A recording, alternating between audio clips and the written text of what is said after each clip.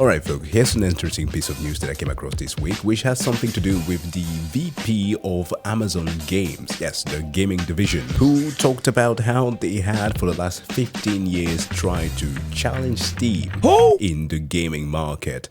And the thing about this that is extremely funny, ironically calling it Goliath, doesn't quite paint the right picture, as it gives us the idea of a David versus Goliath situation, whereas it is truly more like, I don't know, Scarlet Witch versus Thanos. You took everything from me.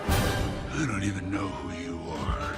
Because Amazon actually considering themselves as an actual competitor is hilarious, because I think that we can all agree that around the time of the release of New World, that we all understood that Amazon truly never was staffed to be in any competent way prepared for gaming at all, as all they did was to do the typical thing that big tech companies are doing nowadays, trying to establish a foothold in a new industry, in a new market, just with some type of technology that kind of feels hype. At the early stages of that, it was of course during the hype of the cloud services. We saw companies like Google trying to get into that market with Stadia, right? And or the equivalent of that through Amazon was Luma, if you even remember that one.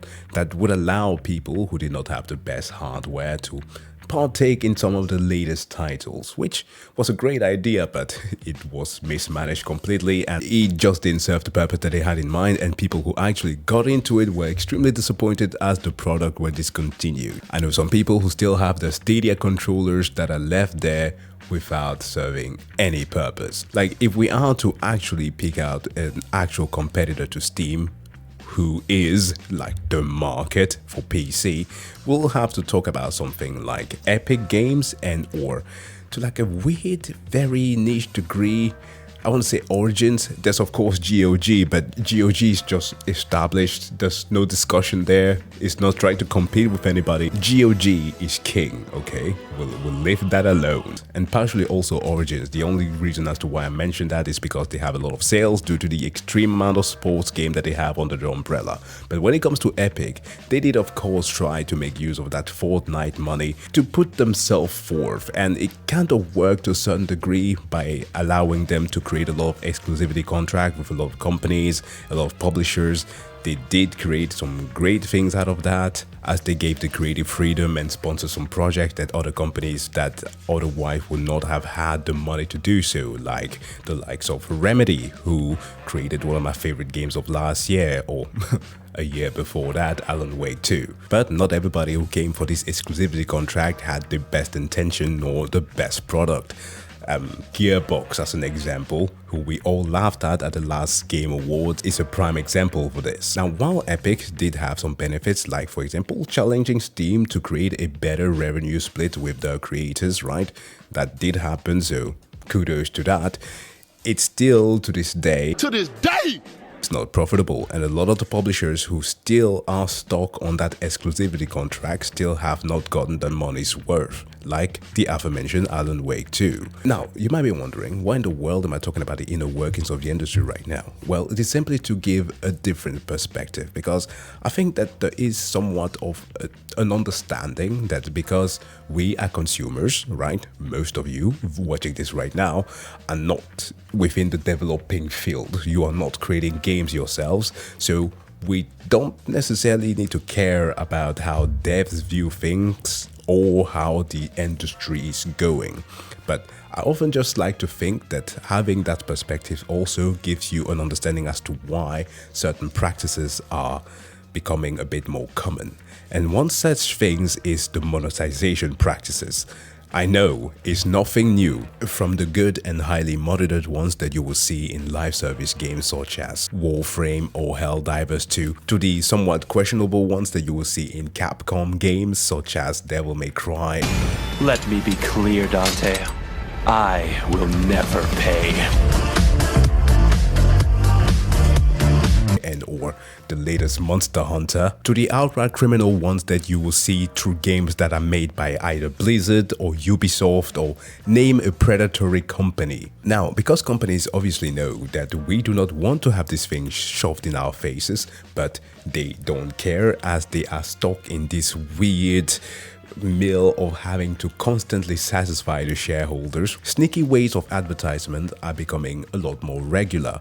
And because they have also realized that there is but one place that you need to sell your game on, we've seen how Ubisoft has to reluctantly move the stuff to Steam because the whole thing about their own launcher isn't working anymore. The same thing has been going on with EA. They now all have to fight a battle with Valve on how they have to implement the stuff there, which is why on today's menu I had this video here by Bellular News, who is going to be talking about the investors who wants to have in-game ads.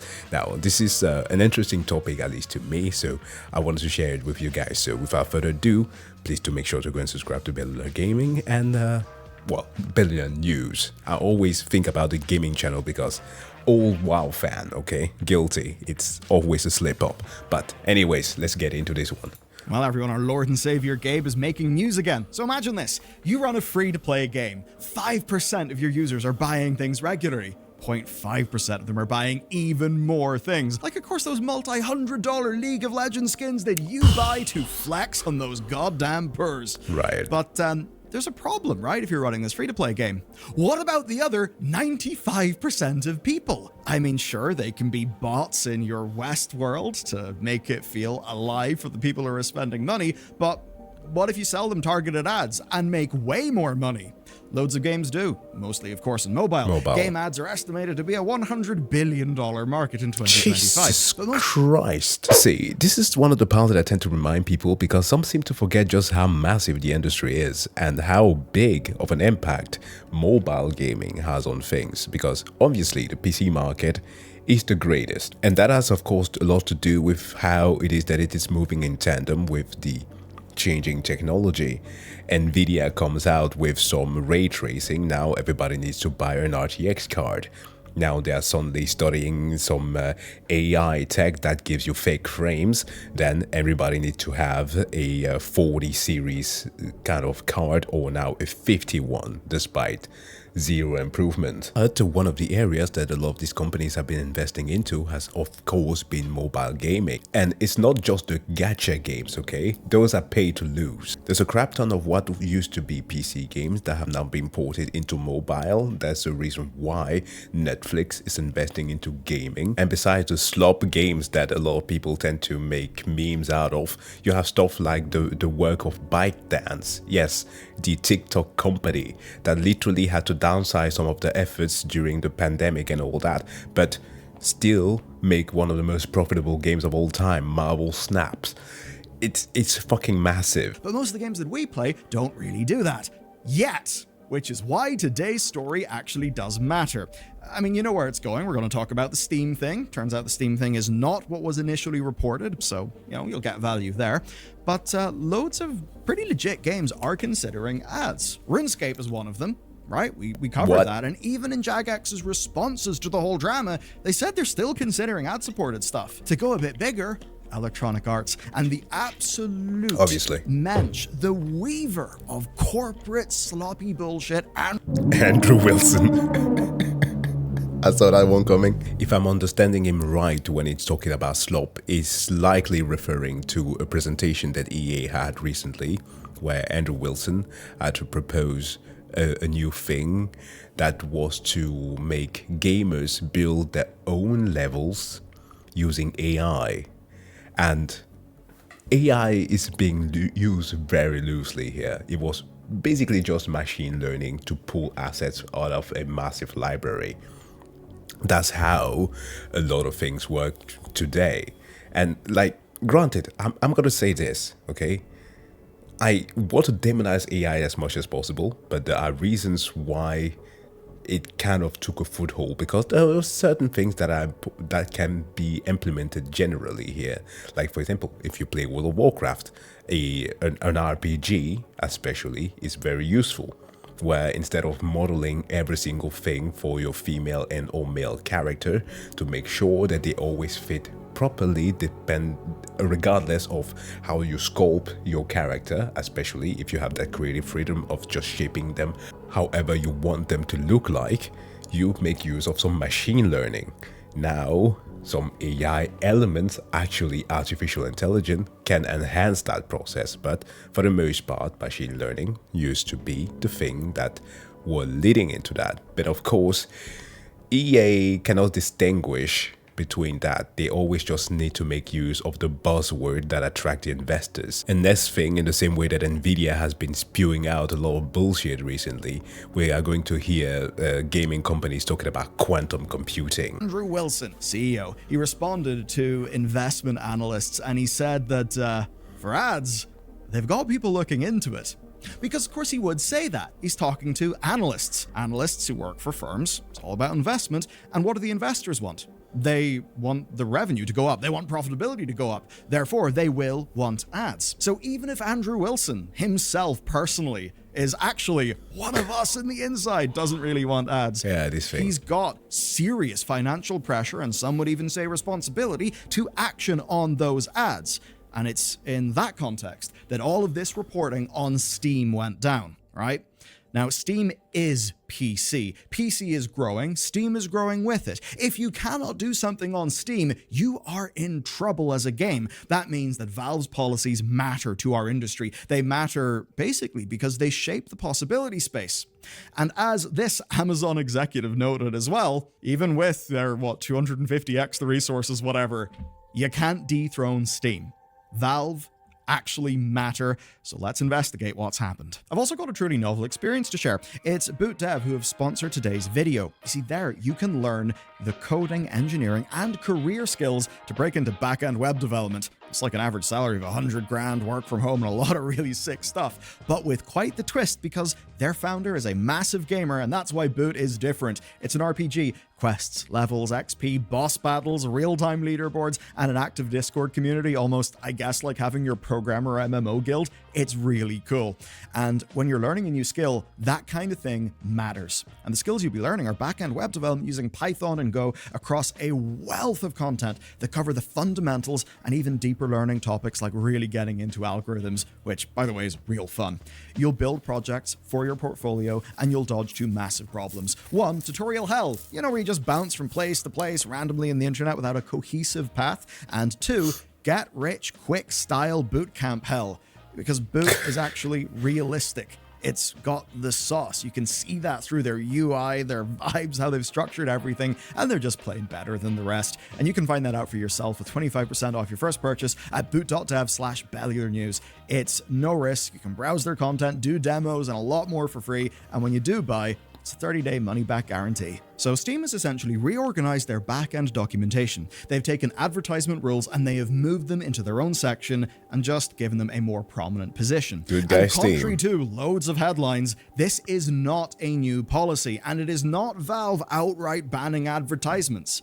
Though, you could say that because these rules are now being displayed more prominently, maybe that indicates Valve are going to be more willing to actually enforce them. Now, the guidelines themselves are crystal clear, but of course, there's the specific wording, there is then the spirit of a policy, and then there's what actually happens. Now, the guidelines are no gating gameplay behind ad walls, no rewarding players for watching advertisements, and no abusing Steam platform features, like... Dude, the day you get an ad while playing the game, drop it. Drop it. If you have a chance, if you haven't gotten past the 2-hour period or something's afoot, ask for a refund. Like, I'm not saying that these things have not occurred before, okay? I remember Ubisoft had this whole thing where in the menu of the game, they will always refer to a newer product that they want you to try. But remember the debacle that happened with the pop-up of the Assassin's Creed Mirage situation? I didn't need to add situation onto that one, but Assassin's Creed Mirage, yikes. Bundles or store page shoutouts to make money. As an example, imagine I'm a developer, I've got a decently successful game, some other publisher wants, a stronger launch for their game. I say to them, hey, I'll give you 10 grand and I'll also, I'll give you a shout out on our Steam page. Valve don't want people doing that, which... Oh, yeah, that's not good. And why would any of these even need that? Control is a very successful game. It does not need a shout out. I would understand the thing with Disco Elysium, which does not need a shout out either, But Zaum, which has been, ironically enough, eaten by the very thing that the game it created fought against, extreme capitalism in from within, might need to squeeze the last few dollars out of it because, yeah, the owners of the company now have cannibalized it. So perhaps I would understand it if it was from their perspective, but being a remedy thing, it doesn't make sense. Obviously does make sense. That would be you circumventing Steam's discovery algorithm and selling space on your Steam page, which basically would be you selling ad inventory on their storefront while cutting them out of the deal, which, not really the done thing. Now, the documentation suggests that developers, if they don't want to do ads, that they either use Steam's built-in monetization options or just, go and do DLC. Now, this is good, obviously good. Nobody wants an App Store hellscape where you watch an advert to continue your Vampire Survivors run. Oh, hell that no. would suck. It actually makes the design of games worse, and it sets up loads of awful incentives. And it only flies in mobile because people are not only used to that model, they're also literally trained to not buy premium apps, which means that if you want to be viable, well, if you can't beat him, join him, even if it is a game like Vampire Survivors, which can let you watch an ad to continue. Now, for today's story, we gotta handle the specifics, because as I alluded to, Steam simply moved documentation. This is people noticing a documentation move, not really a breaking news story, unless Valve actually does start to enforce things. And as we're going to get into, there's some things that really do stretch credulity. And that's because it's not a ban against all forms of advertising. It's a policy about what type of advertising is okay. Oh, I know the Death Stranding thing that he might be referring to, but I'm gonna boot the directory code. I have that here. It's a fantastic game. The walking simulator of all time. I'm just going to launch it just in case that he goes with the example that I think of, because I think that has been altered in the final code. But let's watch. Because, make no mistake, Steam does have approved advertising. And now we're going to talk about it. We're going to talk about how companies may be bending the spirit of the law. Steam's actual stance in advertising is far more permissive than most people know. And it's in three distinct areas, right? And this defines what you will see in Steam, so let's break down each of them. First, on the storefront, Steam does allow for cross-promotions and bundles without monetary exchange. So you cannot basically sell advertising on your store page, but you can do a deal with another publisher, another developer, to bundle your games together, right? And this is very commonly done. As an example, let's just say there's a game like Frostpunk. Now, let's say you have a game that would appeal to a lot of Frostpunk players. Maybe there's a good relationship between your publishers, so in that case, maybe there would be a joint deal. People would be able to pick up Frostpunk as a part of a bundle that would also include your game, and that would be a win-win for both developers. But the important bit is the financial upside on both sides is through Steam's pipeline. Oh, against the store, not via maybe. A sale that cuts Steam out of the process. Which, by the way, I mean, that almost sounds like it's Valve trying to, do skullduggery. No, that's completely reasonable and fair from Valve's part. And obviously where paid advertising is totally okay is when it's outside of Steam. Obviously, Valve would be mad to say no to external traffic. That's off Steam. But what about on Steam inside games? Steam's position on in-game advertising essentially boils down to make it feel part of the game, don't make it be interruptive. Their policies explicitly permit real brands and real products in games, and their examples are things like sponsors in racing and sports games, characters wearing real brands in skating games, which totally makes sense. But the policy as written actually does need permission from the brands, right? And that's kind of neat. It's not just about ads, it's about brands being there. And that's obviously, I think, a smart way for Valve to protect themselves again. Yeah, I guess that the only games who will be legally allowed to push this to the max will be the likes of, basically any Cyberpunk game, because that's ultra capitalism over there. Like Cyberpunk 2077 just blasting ads at you of the wazoo through your lenses. Oh my god, the Ready Player One scene there. Like, we can capitalize like 80% of the visual cortex of a player before we burn off the retina. Before inducing seizures. So picture this. Holy shit. I could see that. I could definitely see that. Against, say, an angry brand seeing themselves in a controversial game, because look, Steam's not going to check and a developer's probably not going to ask for permission, but the point basically is Valve has the bit of paper that they can point to saying, well, the developer tacitly said that they did have permission, they broke our rule. But where it gets more, I'm going to say spiritually grey, because, you know, games are art, is integrated advertising in other sorts of games. Being in a sports game is fine, but this policy does mean, as an example, that the Final Fantasy 15 Cup Noodle brand promotion, which involved an in-game cup noodle quest, that's completely fine. Now, what would not be fine per Valve's rules is an unskippable cup noodle advert in Final Fantasy 15, say, that would be needed to unlock that quest, or would be as you load from one zone to another. That's kind of the point here. Grey areas can be found, and today I have got clear and direct examples of big games that get away with breaking the spirit of the policy.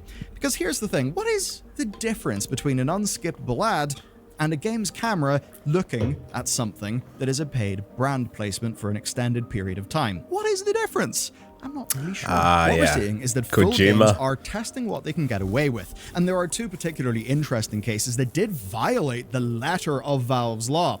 NBA 2K had unskippable ads during TV-style segments, and Assassin's Creed Odyssey had a little bit of a whoopsie with a full-screen store promotion appearing mid-gameplay, where technically to continue gameplay, you need to move past that ad.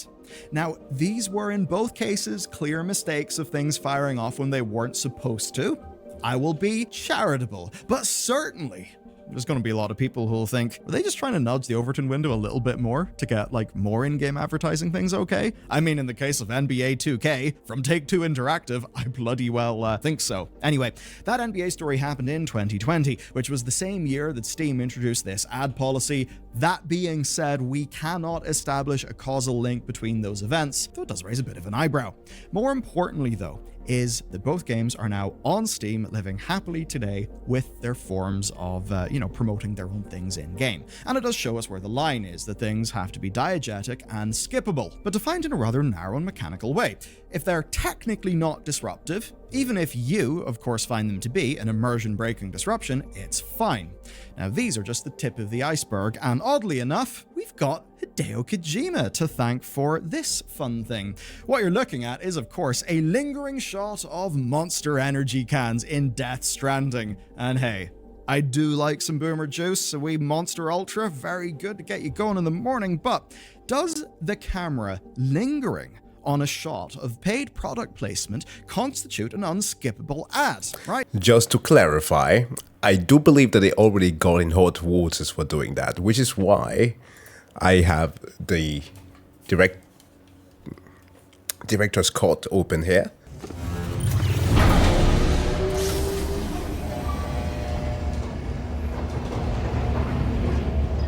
Yeah, I mentioned Cyberpunk 2077. Couldn't help myself by getting the Johnny Silverhand mod, which gets kind of messed up because after this, he kind of regains his arm. Yeah. Oh, my arm's back. Good morning, Sam. Blood collection complete. Thank you for your generosity. So, as you can see right there, if we examine this table, the Monster Energy is gone now. Now it focuses on bridges. Right? If we take a sip, Bridges Energy. No longer Monster, so it's their own stuff.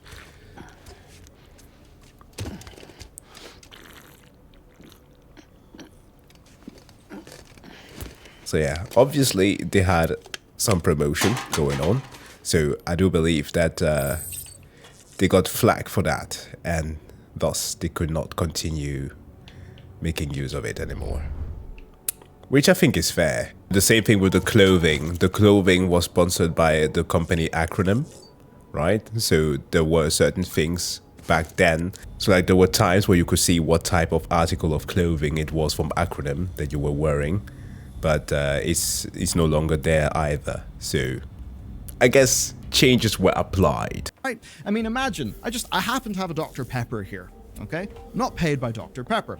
Now, imagine that to continue watching this video, I just held this Dr. Pepper up in front of my face for like 30 seconds, and that I had received money for this, right? That would be a bit of an unskippable ad, right? I mean, yes, you could fast forward, but I think you get my point. That would be weird. That wouldn't be paid product placement. Like, let's just say, imagine I'm one of those guys who does a podcast and has an energy drink, and my energy drink's sitting here. That would be different, right? And that's kind of troublesome in Death Stranding because there's actually way more product placement in it as well, like sunglasses, clothes, and a Norman Reedus TV show. Oh yeah, that's two. Not a little in-universe Sam AMC. Bridges thing. Yep. No, a literal TV show that Norman Reedus, the dude, was in by AMC, sort of promoted in Death Stranding. Now, I'm not doing this to bash Kojima. Like, dude cooks up some real wacky cool shit. I'm totally down for that. But the point is, we should think about this. And yes, Mr. Kojima could totally get away with it because, well, he's kind of got that following, right? And if he does the Monster Energy promo, it feels a little different to say Andrew Wilson of Electronic Arts, if he was to do similar, and we were to see what I think is the next stage of in-game monetization. So make no mistake, games will want to implement everything that they can. You've just seen with product placement a gray area that can feel like an unskippable ad and certainly an immersion-breaking ad that is totally okay and normal in a full-priced paid game. Now, to be fair, I did play when Death Stranding came out almost religiously because it had some amazing community features, but never, ever did I feel the need to get any of the product that was shown in my face. Because first, don't like Monster, AMC. I've literally only watched Norman Reedus in The Walking Dead and Boondock Saints. And acronym techwear? Are you insane? Do you know how expensive that is? But regardless of which, I never wanted to buy any of those products, but that's just me. I don't know how that would affect somebody who is super high on drinking Monster Energy drink every single time they came back to base and just felt the need to go to the shop and get one. So like how that implicitly can affect somebody is worth taking into consideration, I think. What's going to happen? Let's go back to Andrew Wilson and EA. To avoid being caught in the midwit trap of only reacting to headlines, we should first think about the first principles here. Advertising is one of the cheapest ways that a developer can make more money. Video games take years to make. Content DLC takes whole teams, so do cosmetics. Of course, we've generally seen less and less full DLCs, more and more cosmetics because of money, right? Wait. The cost of revenue. Now, 500 I didn't know the Stalker had a crossover with The Division 2. 100 gems or a revive in return for one 30-second advertisement, that costs just about nothing to implement, and it is surfaced to the player right at their pain point, right when they want that revive or those 500 gems. Steam banning that is absolutely a good thing, but advertising within games is still fine because there is a difference between the word of the law and the spirit of the law. Be it politics, be it games, we should think about that. Now, Andrew Wilson of Electronic Arts was mentioned in the intro of today's video, and I did that for a reason. Now, the man has got a knack for corporate speak. I mean, he actually called future game content, this is a quote, future innovation creativity. I don't know about you, my fellow gamers, I do like to consume some future innovation creativity. Anyway, he talked about the need to do advertisements thoughtfully in their big titles. And I think that's obviously him giving a wink to everyone saying, I know that if we cock this up, you'd be very angry. But it is quite funny because he says that over history, right, they have had to be, quote, very, very thoughtful about advertising in the context of our play experiences, which is great.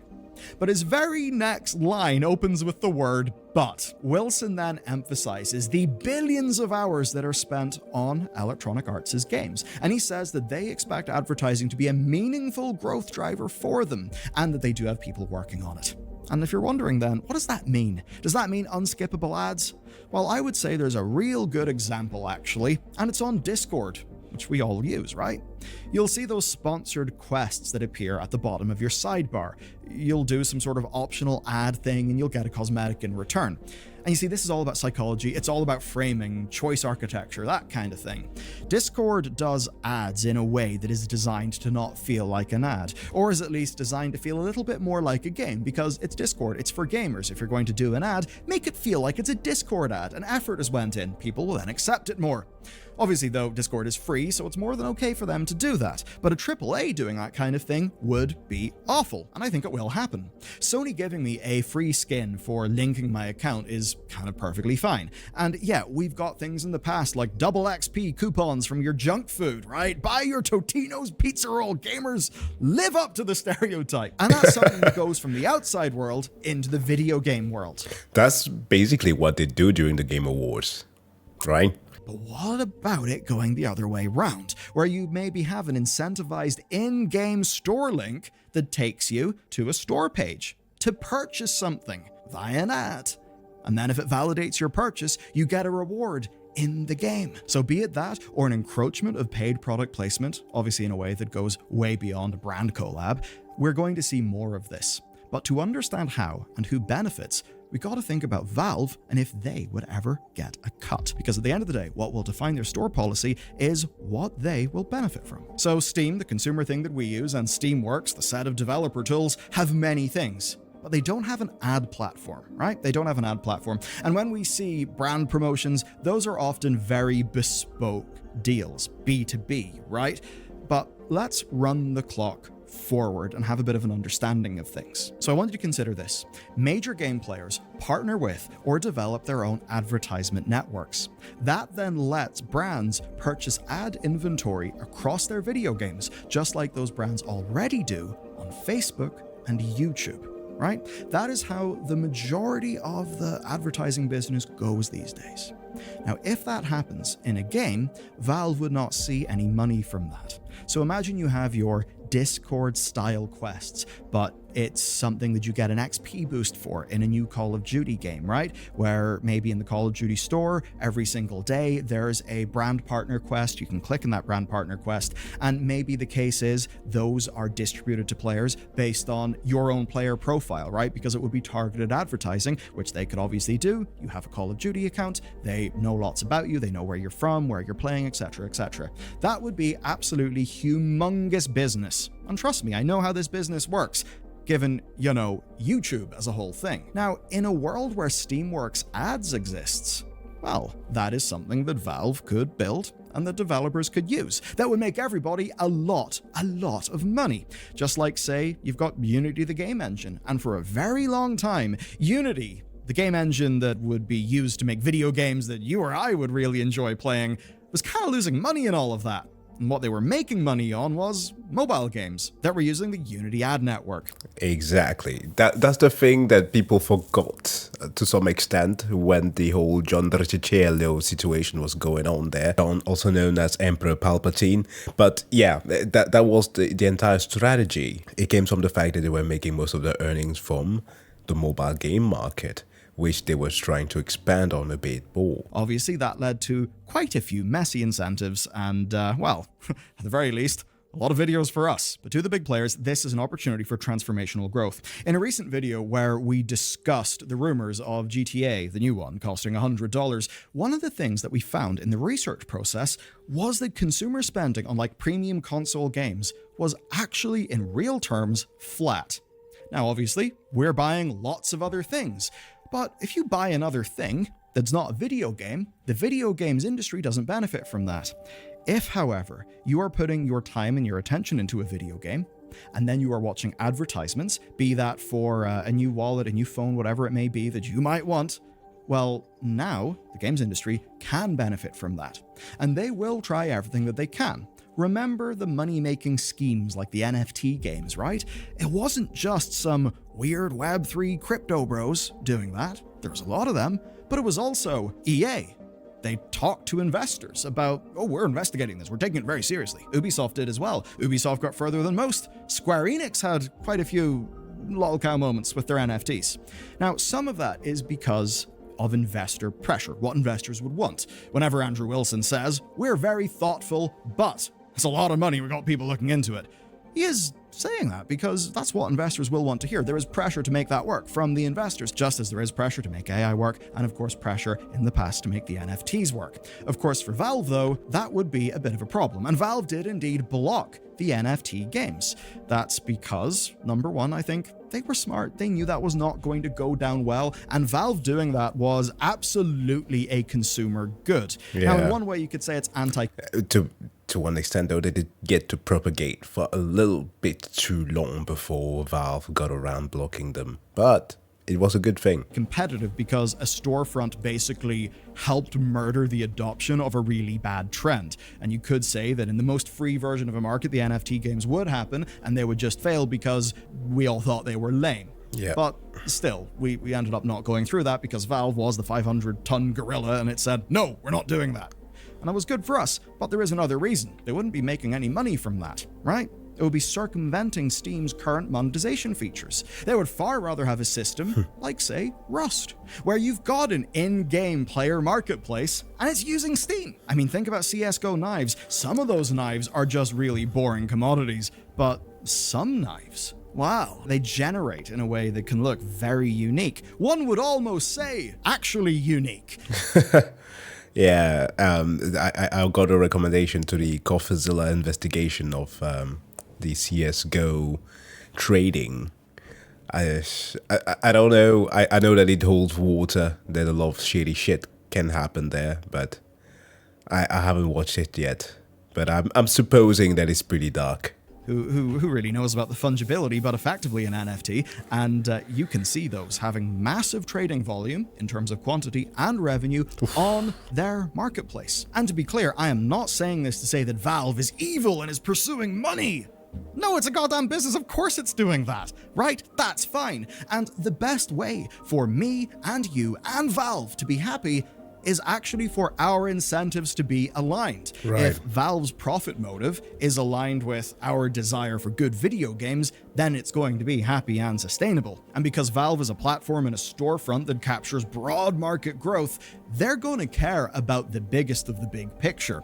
And that means the developers putting in mobile game unskippable ads, that would be bad for the state of Valve's overall market. They would stand to lose. It would be bad for us. We don't want that in our games. That would be bad for Valve, and it would be generating money on Valve's platform without giving Valve a cut, which would be bad, and that would mean that our incentives would not be aligned. That means my incentives, your incentives, Valve's, and the developer publishers. And so in this case, the alignment of incentives is good.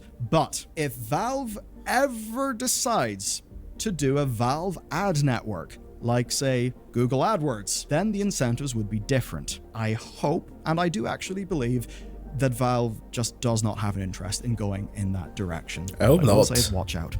Doubling down on premium, be that premium, gacha bullshit cosmetics as Riot are doing, is happening right now.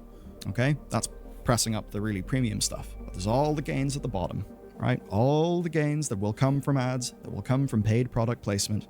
We have seen in AAA games that actually unit economics are becoming a real problem. And these games that are expensive to make are struggling to earn back money and to be worth the squeeze. And that means they're going to find every bit of low-hanging fruit that they can to de-risk. What Valve banned 5 years ago is good. That they have now made that more prominent in the documentation is good because it does suggest they're more willing to enforce it. And that means today's story is a win, but as I laid out, we should be vigilant, we should think, and we should always try to think in terms of those first principles. What are the basic economics and what are the incentives of the individual decision makers, be that the corporate entities or even just the people at the top, like Mr. Wilson, who has got to say things that investors will like, and investors like ads. And if you'll excuse the joke, YouTube actually wants to show you a few more. They've currently got snipers pointed at me, so I literally have to say you should watch this video about Overwatch 2 next,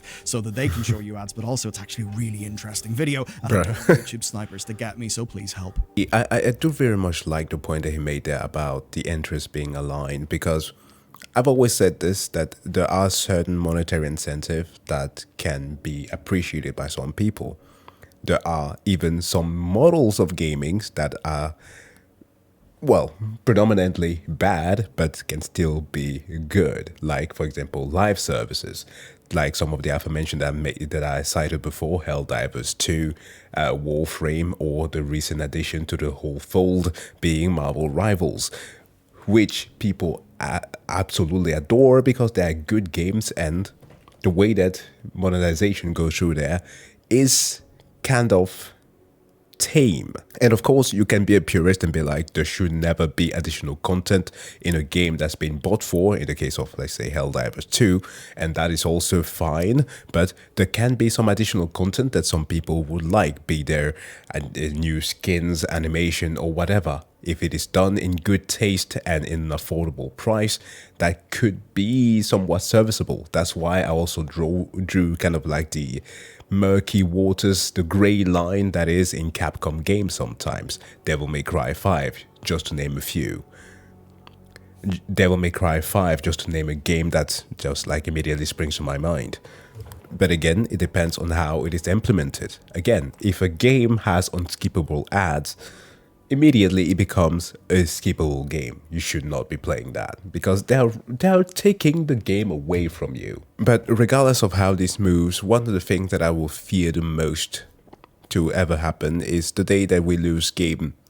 I don't know how this platform is going to end up, so at least I'm very happy that he's losing weight, that he has lost weight, so that he has a bit more longevity ahead of him. So yeah, it's a good thing. Anyways, guys, thank you so much for checking out this video. As always, if you liked it, don't forget to hit the like and or subscribe button, and see you guys in the next one. Bye.